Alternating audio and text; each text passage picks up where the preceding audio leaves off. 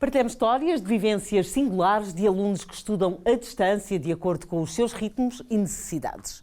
Relatos de alunos da universidade contados na primeira pessoa. A força de vontade e resiliência de quem concilia o estudo com a vida familiar e profissional. A partir do Centro Local de Aprendizagem de São João da Madeira, conhecemos a história de Márcio Santos, aluno da licenciatura em Engenharia Informática. Aos 45 anos, a possibilidade de completar uma formação superior e a distância abre-lhe novas perspectivas na área em que trabalha.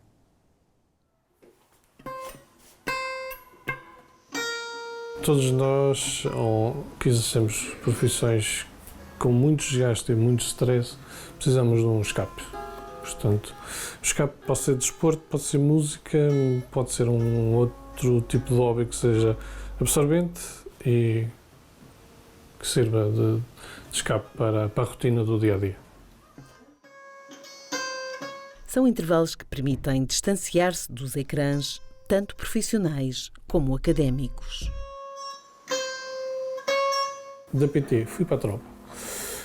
Cumpri o serviço militar obrigatório, julgava eu que na altura eram 4 meses. Não é? Isto 4 meses passa num instantinho, quando, para o meu espanto, as coisas sucedem-se, há uma extensão do serviço militar obrigatório, passa primeiro para 6, depois para 8, e eu ver as coisas andar para trás, eu perdi o meu contrato por causa disso, porque podia ficar 6 meses fora, mais de 6 meses não deu, e acabei por lá ficar. Acabei por ficar 10 anos no Exército, e lá sim passei para a informática. Pronto. E Estive lá basicamente 10 anos como delegado de informática, a passar pelas unidades, a dar formação, um pouco de tudo. Uma lesão impediu-o de entrar na academia militar. Inscrito mais tarde no ensino superior presencial, conheceu as dificuldades de assistir às aulas e o curso ficou por fazer. Hoje, trabalha na área da produção informática. Em sistema híbrido, a empresa só vai 2 vezes por semana. A licenciatura em Engenharia Informática está agora a ser feita à distância e ao seu ritmo. É preciso mudar de ares de ambiente. Primeiro que é para descomprimir, não é? Porque aquele é o meu espaço de trabalho e é ali que eu ganho o meu stress. Eu preciso de ir para um sítio diferente para relaxar, para acalmar, para fazer outras coisas. Sim, venho estudar para aqui muita vez. Basicamente para ler ou então para estar em alguma meeting com os colegas a discutir algum pormenor, preparar o e-folio global. É para aqui que eu venho. É uma espécie de sala virtual, onde os alunos de informática e matemática se reúnem em tempo real. Nós precisamos de trocar impressões, de colocar dúvidas, de falar na altura com aquela malta mais velha. Olha, eu tenho esta dúvida, como é que eu posso fazer isto? Ou quem é que eu devo dirigir? Ou que tipo de mensagem é que eu faço no sitcom para pedir isto ou para fazer aquilo? Precisamos de um espaço, basicamente, para termos esse tipo de informação em tempo real. Então, o nosso cantinho, onde nós partilhamos as nossas emoções, organizamos meetings de estudo, almoços, convívio. Pronto, basicamente é o nosso mundo, o nosso espaço. O estudante aqui em São João da Madeira é cada vez mais novo, é alguém que vê no facto de estar a valorizar a sua formação académica algo que lhe pode trazer perspectivas melhores ao nível da profissão ou até de mudar de profissão e melhorar a sua situação profissional.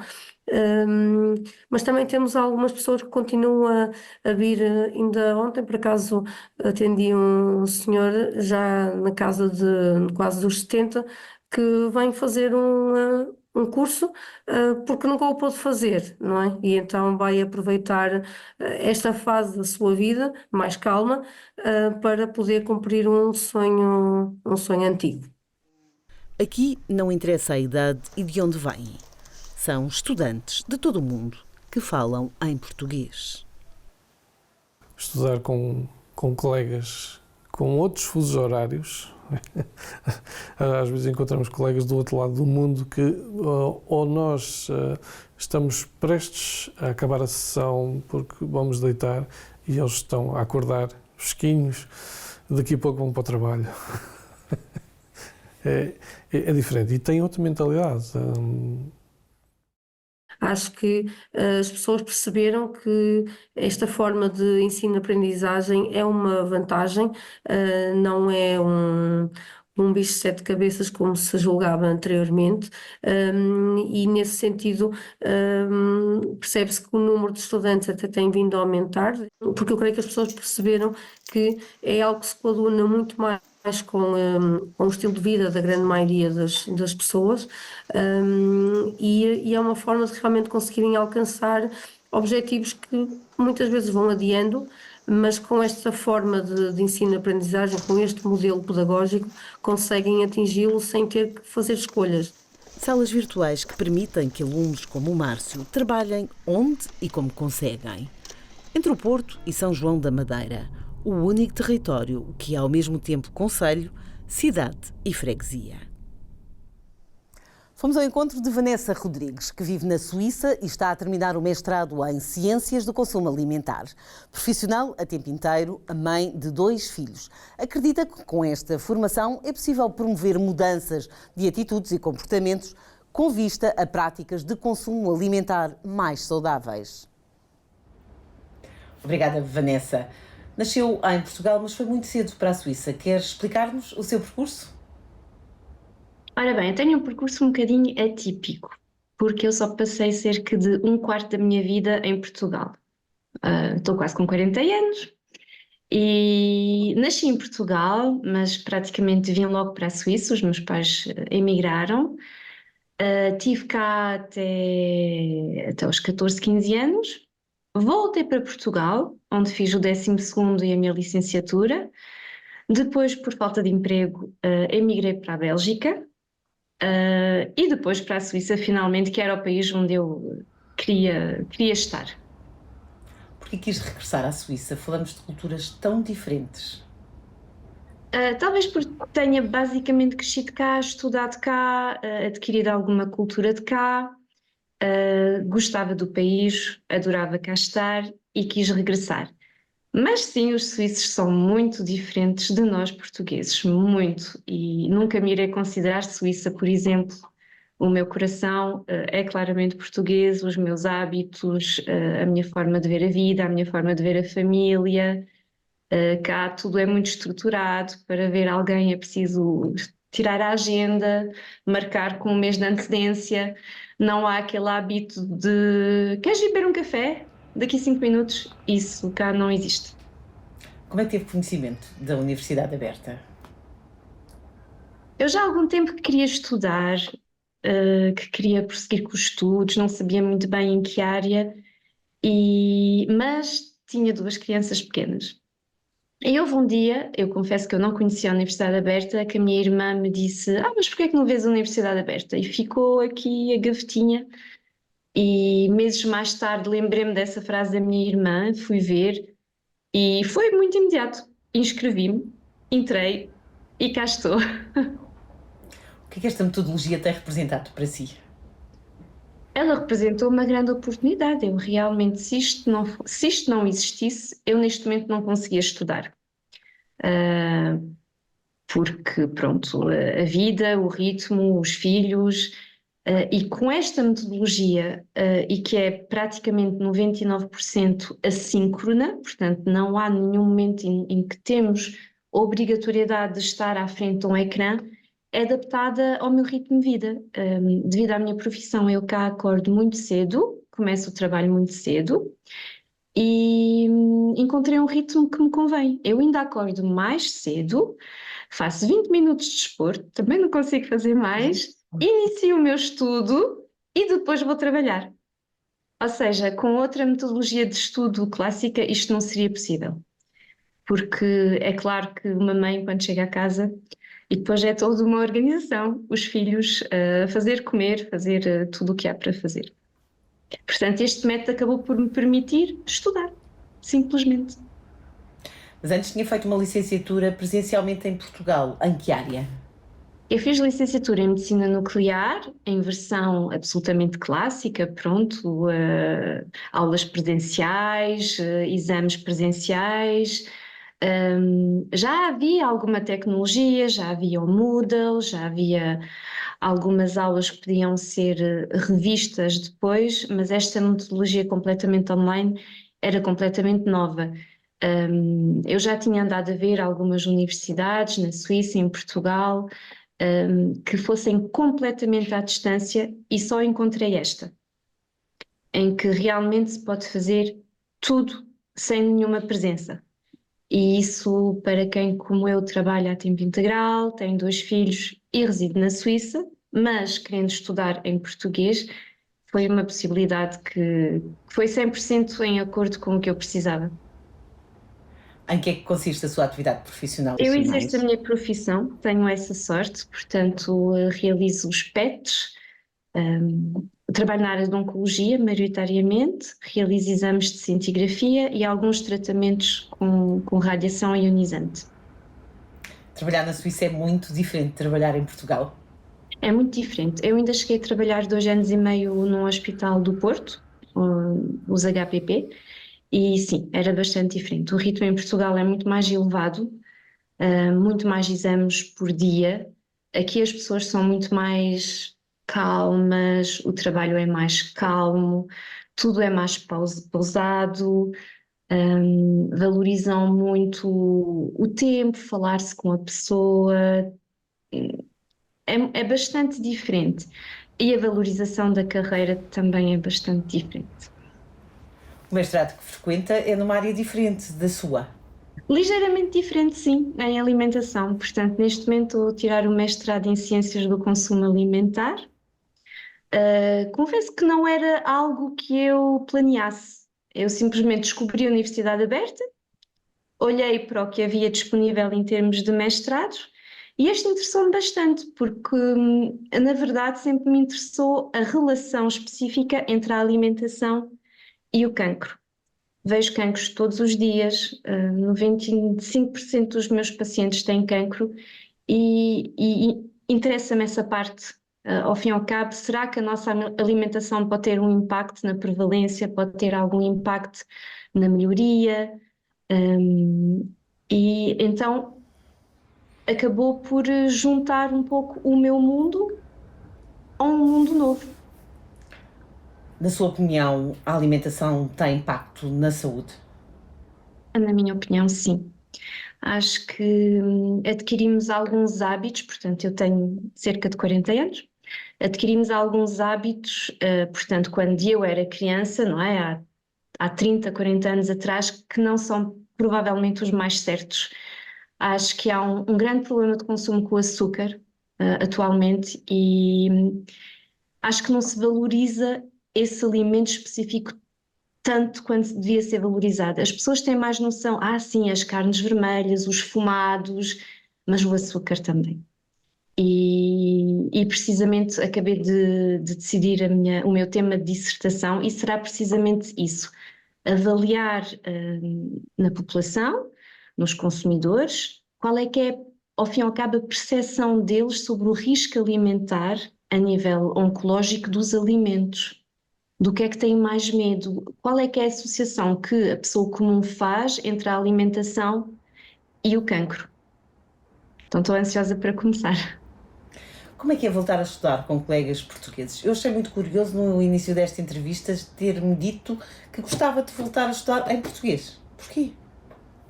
Eu sou portuguesa, 100%, e acho que apesar de só ter vivido em Portugal 1/10 da minha vida, não, 1/4, desculpa, 1/4 da minha vida, o meu coração é português, a minha língua, eu tenho 2 línguas maternas. Para mim falar português ou francês é igual, embora pratique menos o português.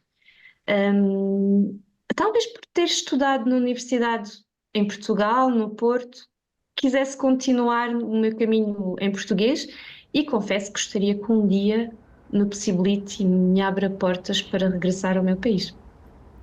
Depois do mestrado, já tem planos para continuar a estudar?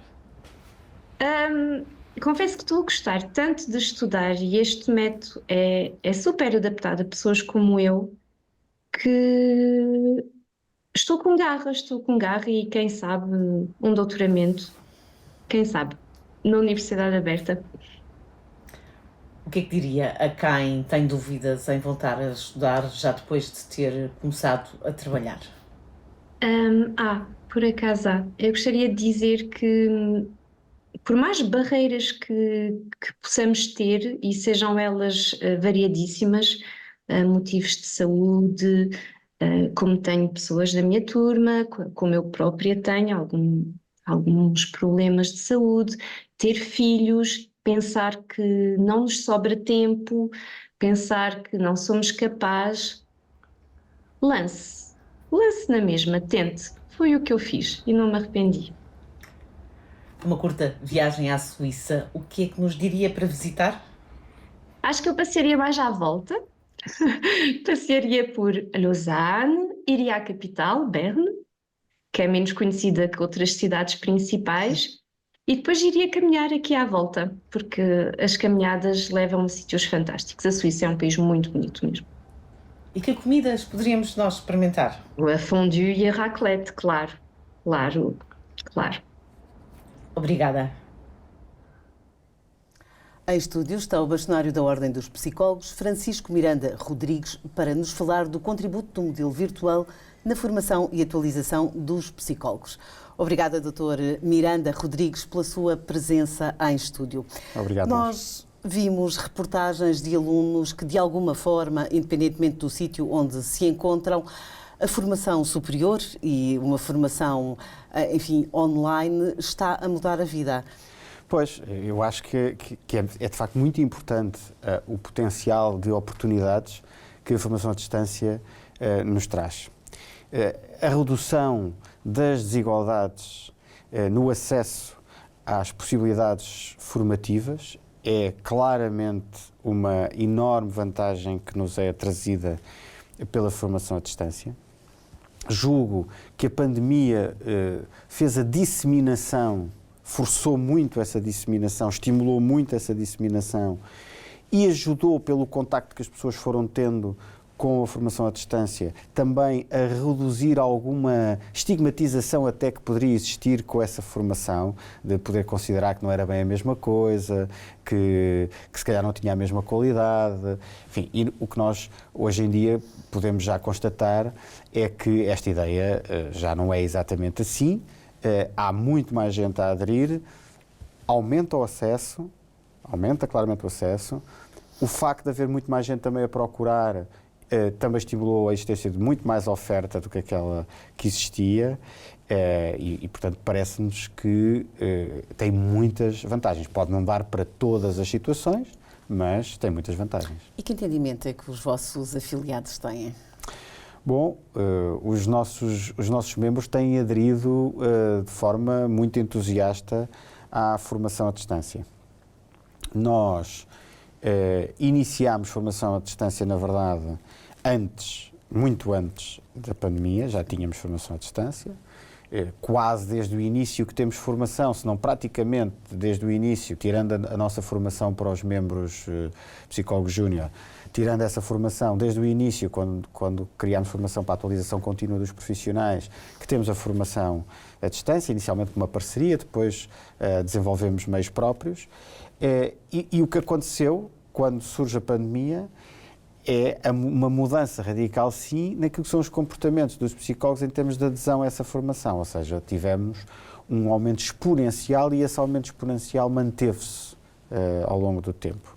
Ou seja, a partir do momento em que houve um grande número que teve contacto com aquela formação em formato à distância, foi difícil voltar. Ficou cliente dessa formação em formato à distância, independentemente de termos essa formação também em diferentes modalidades, seja completamente em modo online, seja e-learning, seja também temos formações presenciais algumas, mas na verdade alterou muito e portanto são milhares e milhares e milhares de membros. Nós temos quase 28 mil membros hoje em dia, milhares e milhares de membros. Depois fizemos uma outra coisa, que foi passámos a ter, isso foi uma transformação com a própria pandemia, nós passámos a ter a formação para os psicólogos júnior também disponível nesse formato online. Quer-nos explicar o que é esta formação para os psicólogos júniores? Sim, é uma formação que tem vários módulos que são complementares àquilo que acontece nas universidades. Um sobre ética e deontologia, onde treinam dilemas éticos, portanto não é uma formação de caráter teórico, é uma formação prática de discussão de situações e de reflexão e portanto, de prática sobre casos. De várias áreas. Adotámos agora uma coisa muito inovadora e ao ponto de ser completamente único a nível mundial ainda atualmente. Entrou em produção agora há pouco tempo, a realidade virtual para o treino destes dilemas éticos. Somos a primeira organização em todo o mundo a treinar psicólogos no seu início de carreira desta forma. Temos um outro módulo sobre a situação e identidade profissional, onde é passado tudo o que é números da profissão, o contexto histórico, aquilo que é a profissão hoje em dia é ali retratada. Depois temos um módulo de gestão de projetos, onde se aprende a fazer planos de negócio, inclusivamente, de forma a capacitar os psicólogos para essa parte mais empreendedora, para a gestão dos projetos em si. Temos primeiros socorros psicológicos. No caso do psicólogo que tem um trabalho educacional, junto das escolas, como é que é feito? Bom, a pergunta é assim muito abrangente. O psicólogo, supostamente o psicólogo que trabalha na escola deveria estar a fazer preferencialmente, de acordo com aquilo que é um consenso existente na comunidade educativa até hoje e com o Ministério da Educação também, um trabalho de muito mais consultoria às direções das escolas, aos projetos educativos, na construção do próprio projeto educativo, de acordo com aquilo que são as características daquele contexto, daquela comunidade. Trabalho com grupos, a desenvolver as competências socioemocionais das crianças e dos jovens, e muito menos a fazer atendimento individual, clínico, muito menos ainda prolongado. Enfim, entre uma coisa e outra vai uma distância considerável e hoje em dia, na verdade, a pressão é tremenda para as situações de crise, onde, não havendo outra resposta, são os psicólogos das escolas que acabam por estar a dar. Há uma parte deste trabalho que os psicólogos das escolas podem fazer à distância, mas há muito do trabalho que envolve tanta relação com diferentes parceiros, o tipo de atividade que se tem por vezes que desenvolver, se estivermos a falar das atividades do grupo, que nem tudo é possível fazer da mesma forma hoje em dia, à distância. Eu digo hoje em dia porque nós não sabemos o que é que as novas tecnologias, não estas, as novas a seguir, nos poderão ainda permitir acrescentar no formato à distância. Estamos a falar de coisas que se vão percebendo que têm potenciais diferentes, o caso da realidade virtual, o caso da realidade virtual aumentada, que vão acrescentar outras camadas àquilo que pode ser feito. Mas atualmente, apesar de tudo, há aí algumas limitações e, portanto, aí há uma complementaridade. O online pode-se fazer algumas coisas no online, dessas funções, e outras funções não são minimamente substituíveis. Doutor, são quase 20 anos, a Ordem foi criada em 2008. Que atualizações, o que foi preciso ao longo destes anos fazer? São 7 já que têm como bastonário. Foi preciso sempre adaptar muita coisa, para além das adaptações legais e regulamentares que nos foram sendo impostas e que tivemos que fazer, nós tivemos que lidar também com crises. Eu, nos meus 2 mandatos, assim que entrei, em 2017, existiram a situação trágica dos incêndios no centro do país, e foi assim um dos grandes momentos em que se ouviu muito falar sobre psicólogos e sobre a importância, porque as pessoas queriam muito ter apoio psicológico, e isso foi uma coisa que inclusivamente os governantes na altura, eu lembro-me, estranharem muito. Então, mas há pessoas que morreram, há pessoas, e toda a gente o que pede é apoio psicológico. E portanto isso também é ilustrativo do qual era a situação na altura de percepção sobre a importância do trabalho dos psicólogos e qual é que é hoje, que é substancialmente diferente para melhor, portanto, essa foi uma das crises. Depois, a pandemia, a guerra, onde tivemos que fazer essa também, resposta. Não é? A pobreza, portanto, a pobreza. Portanto, há muitas situações que têm-nos levado a ter que nos adaptar. Os Objetivos de Desenvolvimento Sustentável, que nós abraçámos e a partir do qual temos conduzido todo o nosso programa de atuação. Nós temos feito uma adaptação sistemática, mas eu acho que é muito importante dizer isto, é que para nós fazermos essa adaptação, nós temos que conseguir antecipar algumas coisas. Nós temos que conseguir ter alguma visão prospectiva. Nós não adivinhamos o futuro, mas há tendências e há coisas que nós sabemos que temos que nos preparar para elas. Se nós pudermos, por exemplo, dar uma resposta que foi mais ou menos unânime que conseguimos dar durante a pandemia, onde não só tivemos ao serviço dos psicólogos desde o primeiro momento, com tudo preparado, até parecia que estávamos à espera do que ia acontecer, mas também ao serviço da população, nós libertámos centenas de documentos em diferentes formatos para apoiar a população, para além dos termos desdobrado na comunicação social, mas a verdade é que estávamos preparados para fazer isso. Isso não aconteceu por acaso. É aquilo que foi para nós uma oportunidade de se dar a conhecer muito mais a profissão, das pessoas terem muito mais acesso através das intervenções à distância, de se reduzir até algumas crenças existentes ainda mais, porque isso já vinha em queda de há alguns anos, ainda mais essa crença sobre algumas coisas, conhecer-se melhor o potencial do que se podia aproveitar dos nossos serviços. Isso tudo foi possível de aproveitar porque havia um trabalho prévio. Por exemplo, nós tínhamos infraestrutura tecnológica. E que facilitou muito, não é? Portanto, se nós não tivéssemos, nós não construímos a infraestrutura tecnológica para responder naquela altura. Responder, já existia. E disse 2008, nós em 2010, quando começámos tivemos a primeira eleição para os órgãos sociais, nós tudo construímos, mesmo na Comissão Instaladora, desde 2009, e eu estou na ordem desde 2009 na Comissão Instaladora, nós construímos tudo sobre infraestrutura tecnológica desde o princípio para termos o máximo de digitalização possível. E continuamos com essa máxima até hoje, até algo que vai chegar também agora à formação. Eu acho que era quase um crime não falar disso, que tem que ver com a inteligência artificial e que nós neste momento estamos a iniciar um projeto que vai ser apresentado ainda no nosso congresso em setembro, de inteligência artificial, que vai fazer com que os psicólogos e as psicólogas tenham acesso muito facilitado àquilo que são estes tais documentos que nós produzimos, mas agora utilizando estes modelos de linguagem, estes large language models, e portanto com muito maior rapidez, em vez de terem que andar a consultar vários documentos, vai ser possível, através de uma conversa como hoje em dia se tem, por exemplo, com o ChatGPT, rapidamente acederem a tudo e terem as respostas, e portanto vai facilitar, acelerar, aumentar a produtividade, uma grande vantagem para os psicólogos que vamos ter agora já muito em breve, e também vamos começar a introduzir naquilo que é a formação, as chamadas experiências formativas certificadas utilizando a realidade virtual e, portanto, para além do ano profissional júnior, onde já temos isso para todos, vamos passar a gradualmente introduzir isso na formação que temos para os profissionais, e isso é também bastante inovador e uma mais-valia e aproveitamento destes formatos à distância. Portanto, acho que tem muito potencial. Doutor, muito obrigada pela presença em estúdio. Ficou claro o papel da Ordem dos Psicólogos na formação dos seus membros e promoção da saúde mental e educacional da população portuguesa. Conhecemos histórias de estudantes que continuam a sua formação ao longo da vida, respeitando os ritmos profissionais e pessoais em diferentes locais.